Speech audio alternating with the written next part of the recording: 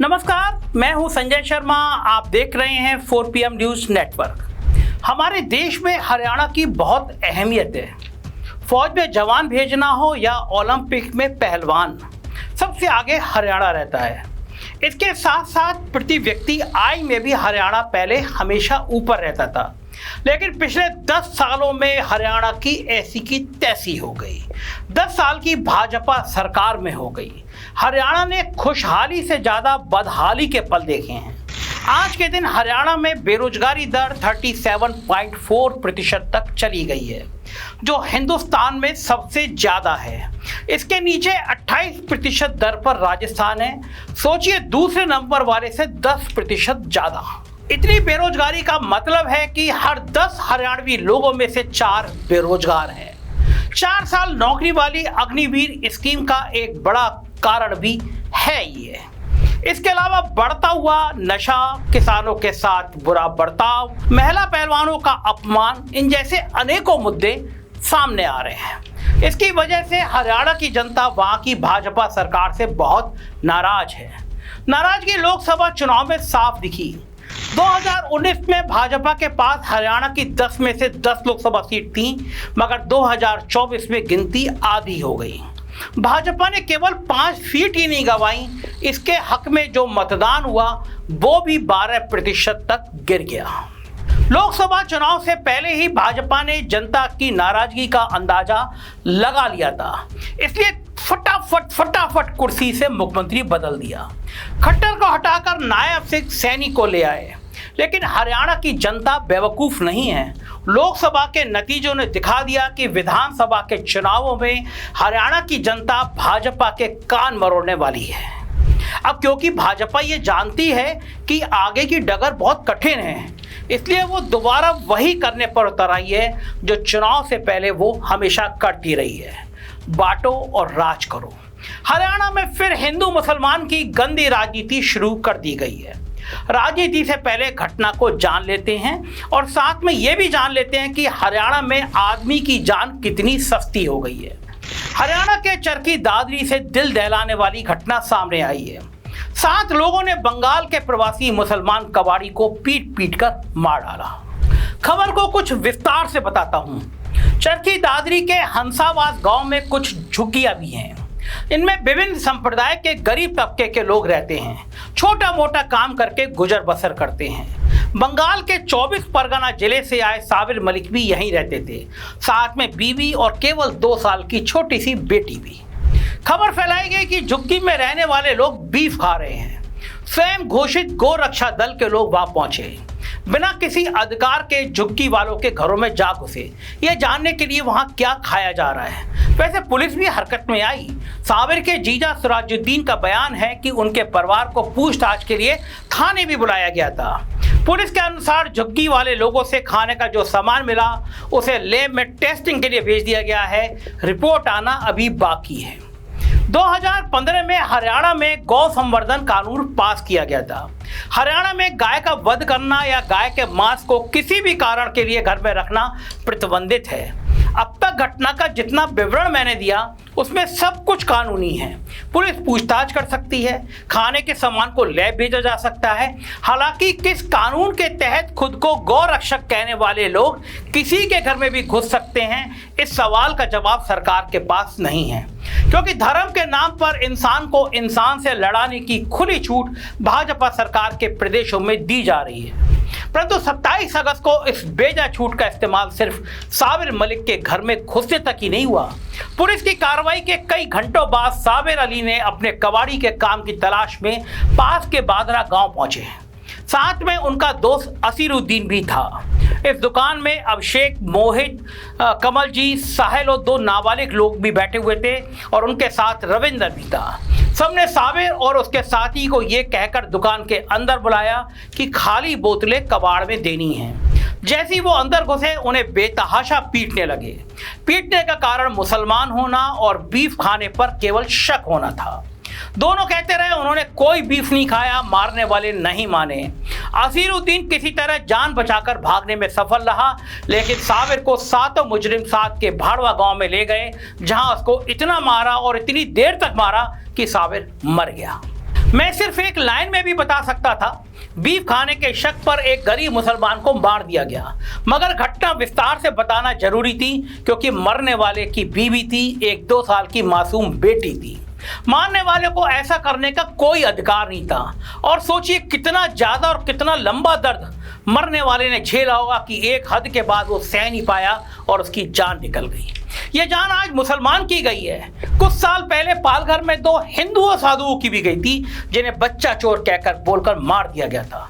पिछले महीने में ऐसी ही एक मासूम जान कोलकाता के अस्पताल में भी गई थी क्योंकि हर मासूम इंसान की जान जाने का पीछे का कारण अपराधी का हौसला है।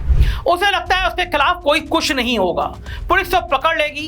चरखी दादरी में भी 7 मुजरिमों को पकड़ लिया गया है, मगर सजा और इंसाफ शायद ही होगा। इस देश में ये प्रचलन सामने आ ही रहा है। बनारस में एक घटना हुई थी जिसमें भारतीय जनता पार्टी से जुड़े लड़कों ने एक छात्रा का, बीएचयू की छात्रा को नग्न करके उसका वीडियो बनाया, बदसलूकी की गई और बाद में मध्य प्रदेश चुनाव प्रचार करने चले गए। बहुत हंगामा होने पर गिरफ्तार किए गए, लेकिन पैरवी ऐसी की गई कि कुछ महीनों में छोड़ दिए गए। इंसाफ का यह हाल है, लेकिन उमर खालिद आज भी जेल में है, 4 सालों से उसकी जमानत नहीं है। मुझे ये भी लगता है कि इस इंसाफ के इस चौखट पर साबिर की मौत बस सत्ता की रोटियों तक सीमित रह जाएगी। आपको भी लगेगा जब हरियाणा के मुख्यमंत्री नायब सिंह सैनी का ये बयान सुनेंगे। ध्यान से देखिए ये 40 सेकंड। नहीं, देखिए ऐसा आप मऊ लिंचिंग का बात, ये इस प्रकार की बातें ठीक नहीं है। हमने क्योंकि गौ माता के संरक्षण के लिए विधानसभा के अंदर भी कड़ा कानून बनाया है और गौ माता के इसके लिए कोई समझौता नहीं है। गांव के अंदर इतनी श्रद्धा गौ माता के प्रति है कि अगर उनको पता चल जाए कि इस प्रकार का ये हालात कर रहे हैं तो गांव के लोग हैं, वो कौन रुकता है फिर उसके अंदर क्या हुआ क्या नहीं हुआ। परंतु मैं ये कहना चाहता हूँ कि इस प्रकार की घटनाएं नहीं होनी चाहिए। आखिर वाक्य में घटना को दुखद बताया, लेकिन उससे पहले क्या बोले उसमें 3 बातें गौर करने लायक हैं। बात नंबर 1, सैनी जी कह रहे हैं कि घटना को मॉब लिंचिंग मत बोलिए।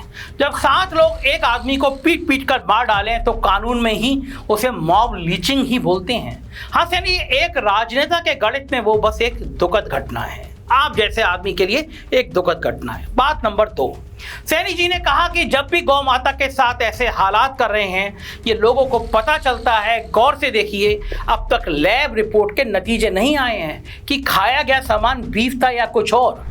पुलिस ने ऐसा कोई बयान नहीं दिया है, लेकिन सैनी साहब ने फैसला सुना दिया। उन्होंने मान लिया कि गौ माता के साथ कुछ गलत हुआ ही था। अगर प्रदेश और पुलिस का मुखिया इस तरह के प्रेजुडिस माइंड के साथ बैठा है, इन्वेस्टिगेशन से पहले फैसला सुना देता है कि गौ माता को मारा गया था, फिर उस प्रदेश में साबिर को कहां इंसाफ मिलेगा। और अगर आपको साबिर की चिंता नहीं है तो कोई बात नहीं, आने वाले दिनों में किसी पर्सनल साजिश को गौ हत्या का झांसा देकर कोई समीर भी मारा जा सकता है। सबसे जरूरी बात नंबर 3, सैनी जी खुद कह रहे हैं कि गांव में रहने वाले वो लोग जिनमें गाय के लिए श्रद्धा है, उन्हें जब कुछ पता चलता है तो फिर उन्हें रोका नहीं जा सकता।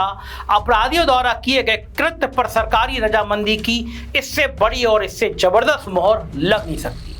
मुख्यमंत्री ने 2015 के गौ माता संवर्धन कानून की बात की।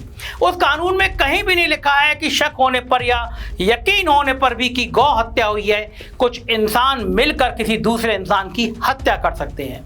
गिरफ्तार करने की पावर पुलिस को है और सजा देने का अधिकार कोर्ट को है, लेकिन प्रदेश का मुख्यमंत्री किसी इंसान के कत्ल के बाद अगर ये कहता है कि कत्ल करने वालों ने श्रद्धा में आके ऐसे किया, उन्हें रोका नहीं जा सकता और इसे मॉब लिंचिंग ना कहें, तो ऐसा मुख्यमंत्री राजनीति के लिए नफरत के बीज बो रहा है, मुख्यमंत्री की कुर्सी को कलंकित कर रहा है। खुद को गौ माता का रक्षक दिखाकर भाजपा हिंदुओं के वोट एक तरफा जीतना चाहती है, मगर भाजपा और नायब सिंह सैनी कितने भी बड़े गौ रक्षक और गौ माता समर्थक हैं, आइए ये भी देख लेते हैं। मेरे हिसाब से हिंदू धर्म तो ये नहीं कहता कि अगर गाय बीमार हो गई हो तो उसे मार दिया जाए, मगर हरियाणा में भाजपा का लाया गौ संवर्धन कानून ये इजाजत देता है। कानून के सेक्शन 4 सब सेक्शन 1 के हिसाब से अगर किसी गाय की तकलीफ असहनीय है तो उसे मारा जा सकता है। अगर उसे कोई फैलने वाली बीमारी है तो भी मारा जा सकता है और किसी तरह के मेडिकल रिसर्च के लिए भी ऐसा किया जा सकता है।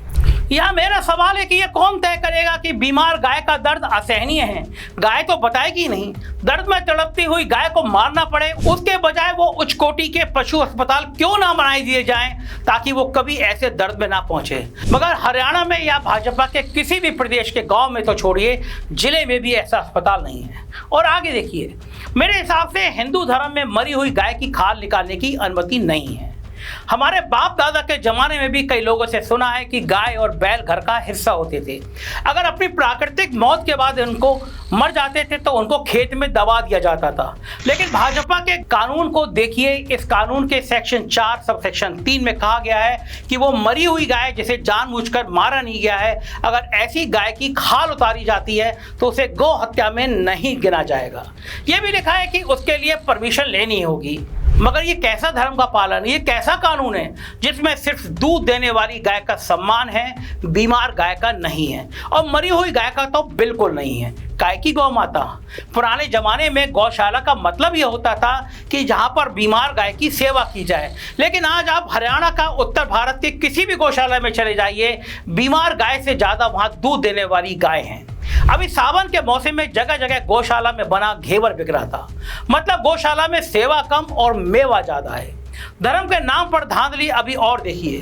2015 का कानून गौवंश की बात करता है, यानी गाय के बच्चे। गाय का बच्चा तो बछड़ा भी है जो बड़ा होकर बैल बनता है। पहले खेतों में बैल दिखते थे, अब वहां ट्रैक्टर है। लेकिन गाय ने तो बछड़ा देना बंद नहीं किया है। बछड़े पैदा तो हो रहे हैं, मगर ना घरों में और ना गौशाला में बैल हैं। गौशाला में सिर्फ गाय हैं, तो फिर बछड़े और बैल कहाँ हैं? उन्हें बचाने के लिए भाजपा की हरियाणा सरकार ने क्या किया? सिर्फ भगवा झंडा लहराकर गौ माता की जय बोलने के अलावा और क्या किया? सब हिंदू भाइयों और बहनों से निवेदन है, जो सच में गाय को माता की नजर से देखते हैं, वो भाजपा से ये सब सवाल पूछें।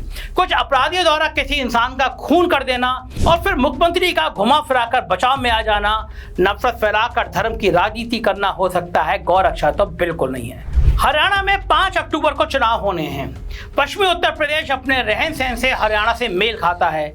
बहुत सारे हरियाणवी ही मिलकर दिल्ली एनसीआर में बसे हुए हैं।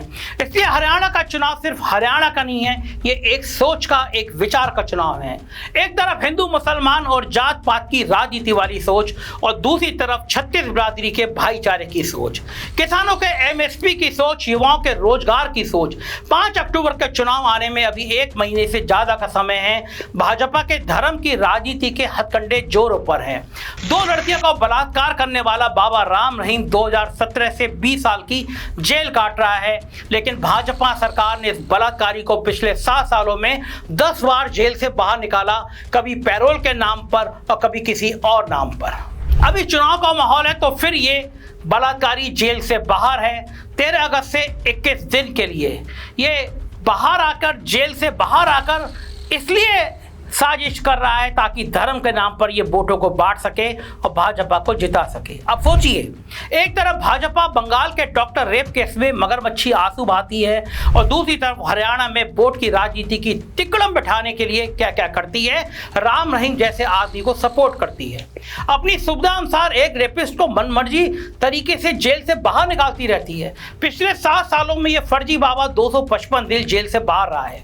इस तरह आने वाले 1 महीने में शायद नूह में दंगे फैलाने और मर्डर का दोषी मोनू मानेसर भी बाहर आ जाए। हो सकता है कि गौ रक्षा के नाम पर कुछ और घटनाएं हो जाए। मगर मेरे भाइयों बहनों, याद रखना, हिंदू खतरे में नहीं है।